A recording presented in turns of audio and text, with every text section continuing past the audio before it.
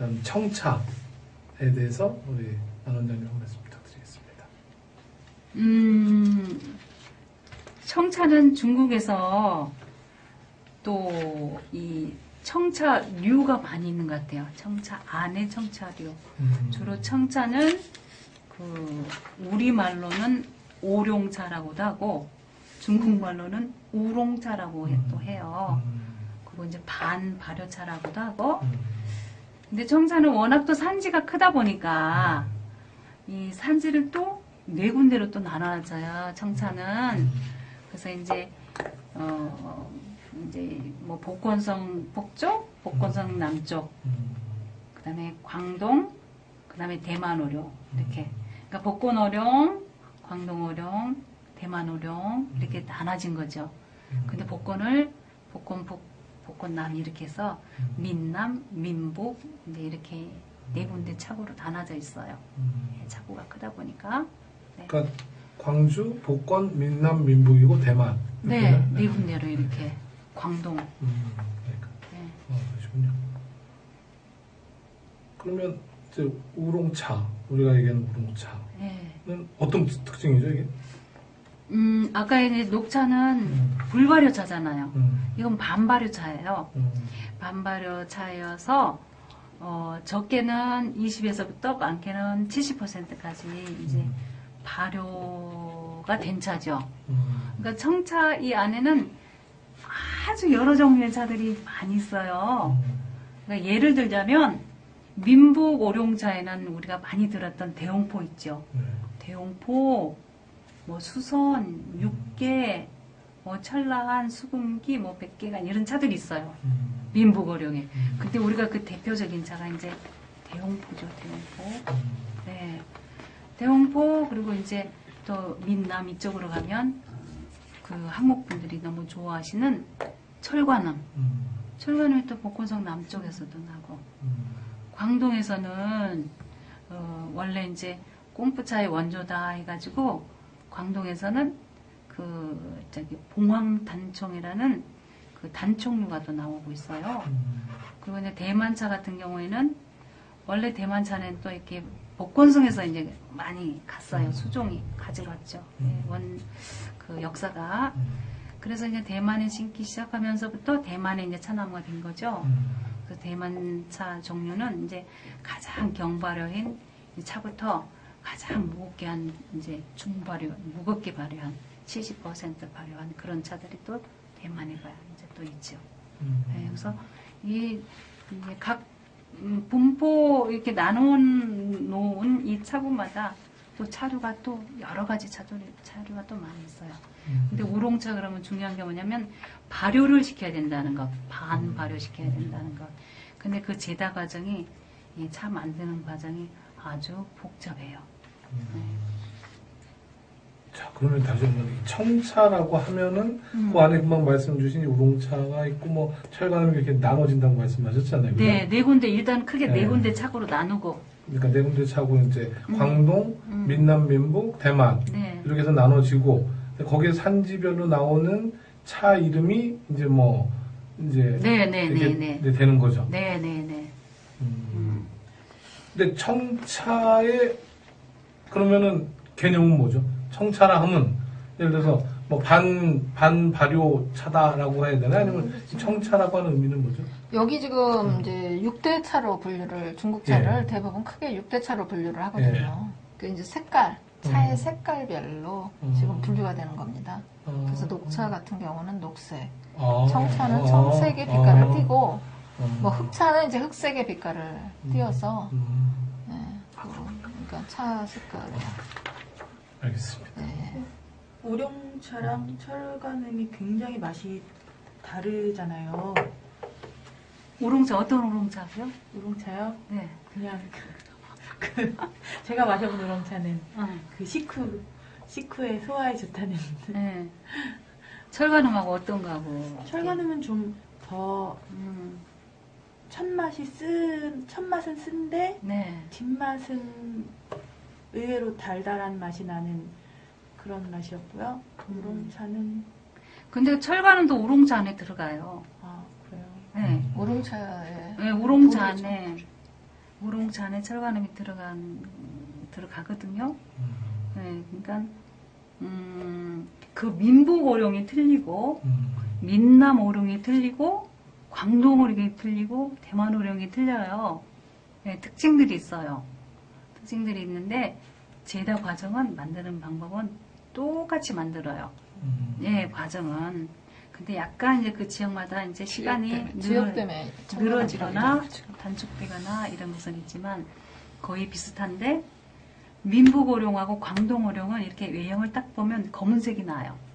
검은색. 그리고 이제 민남 오룡하고 대만 오룡 이렇게 딱 보면 청색이 많이 나요. 네, 그래서 좀 만드는 그 방법이 조금 차이가 있어요. 네.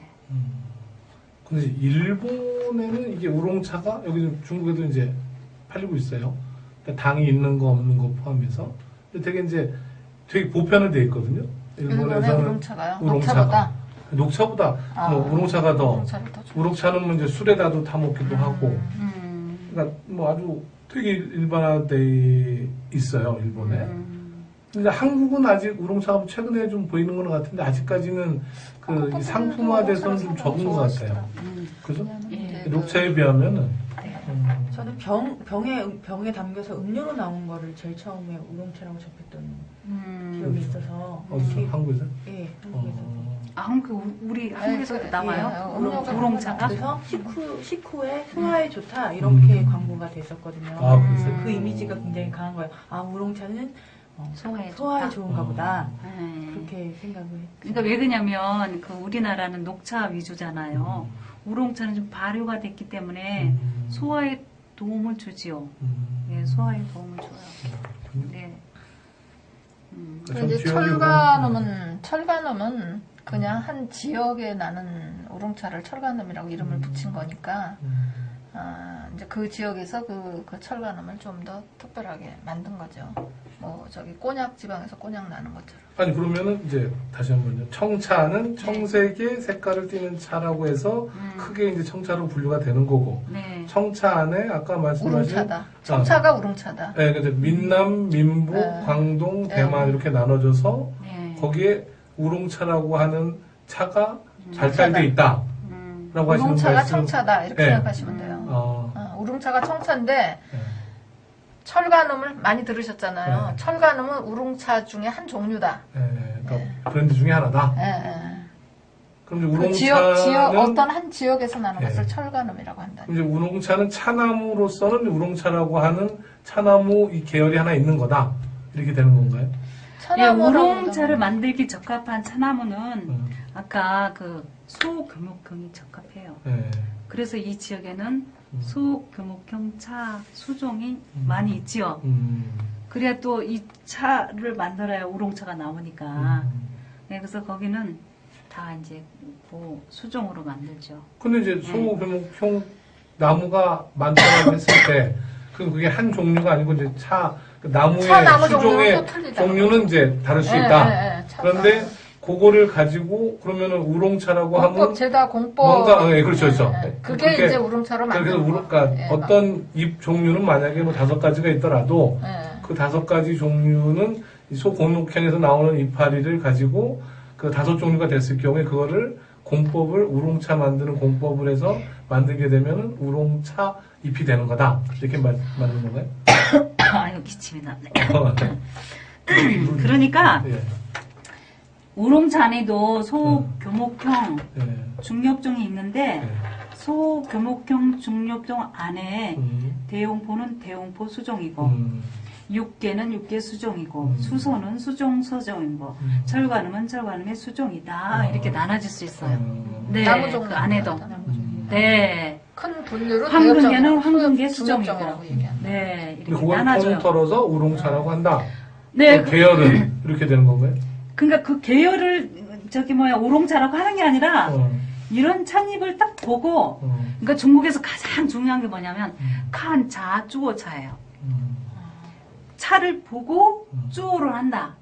그러니까 맨 처음서부터 우리기까지 지금 여기 차가 왔다 그러면 칸차 차를 보고 쭈오차 우리는 거죠. 녹차 보면 녹차 방법, 보이차면 보이차 방법, 우롱차면 우롱차, 홍차는 홍차 방법.